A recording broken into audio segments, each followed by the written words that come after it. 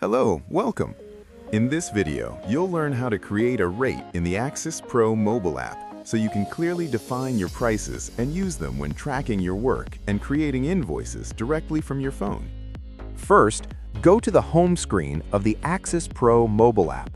From this main screen, tap the three-line icon in the upper corner to open the app's main menu. Once the menu is displayed, go to the Settings section, where all general app settings are located, and select New Rates to create a new rate. On this screen, you'll need to carefully complete the rate information. In Rate Name field, enter the name of the service or activity you're charging for, so you can easily identify it later. In Amount, enter the price you want to charge for that service. In Type, choose the rate type: hourly if you charge by the hour, or fixed if you use a flat rate per service.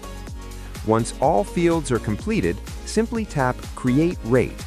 The rate will be created automatically and will be available to use in your time records and invoicing, allowing you to manage your pricing and billing quickly and efficiently directly from the Axis Pro mobile app. And with this, you now know how to create a rate from the Axis Pro mobile app. Defining your rates on the go allows you to work and invoice faster and stay organized wherever you are. See you in the next tutorial.